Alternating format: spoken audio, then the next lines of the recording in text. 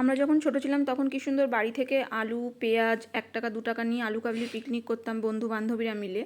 কিন্তু এখনকার বাচ্চাদের মধ্যে সেই জিনিসটা আর সেরকমভাবে দেখা যায় না। এখনকার বাচ্চাদের মধ্যে সেই জিনিসটা দেখা না গেলেও আমি বুড়ি হয়ে যাওয়ার পরেও আমার ভিতরে এখনও এই জিনিসগুলো রয়েছে। আমার এখনও উঠলো বাই কটক যাই।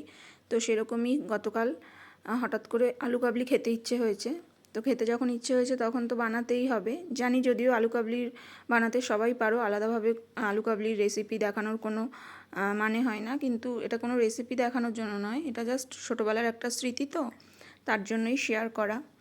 তো কিছুই না, প্রথমে আমি শুকনো লঙ্কা ধনে আর জিরেটা শুকনো খোলায় ভেজে রেখে দিলাম। আর এখানে আমি আলু মটরশুঁটি আর হচ্ছে ছোলা সেদ্ধ বসিয়ে দেবো। ছোলাটা আমি সকালবেলা ভিজিয়ে রেখেছিলাম আর নুন দিয়ে দিয়েছি একটুখানি।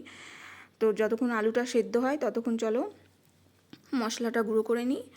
আর হচ্ছে তেঁতুলটা ভিজিয়ে তেঁতুলটার পাল্পটা বের করে নিই। হয়ে গেছে এদিকে। এই করতে করতে আলুগুলো সেদ্ধ হয়ে গেছে। আমি একটা আলু কেটে দেখে নিচ্ছি সেদ্ধ হয়েছে কি না। হ্যাঁ, হয়ে গেছে। এরপর আলুগুলোকে ঠান্ডা জলে ভিজিয়ে আলুগুলো ছুলে পিস পিস করে কেটে নেব।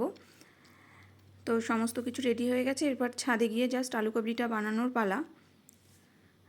বেশ ছোটোবেলার একটা ফিলিংস আসছে।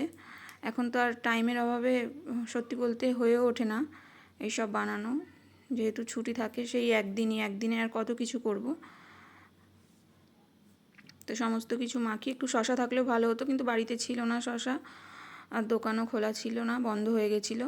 তো ছোটোবেলায় যেরকম কলা পাতা করে আলু কাবলি খেয়েছিলাম, এই আজকেও ঠিক সেইভাবেই খেয়েছি।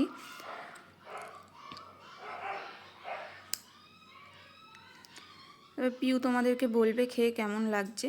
যদিও ওর ঝালটা অনেক কম হয়েছে, কিন্তু আমরা ঝাল কম খাই বলে আমাদের ঝালটা ঠিকই আছে। এবার আমি একটু খেয়ে দেখি কেমন হয়েছে।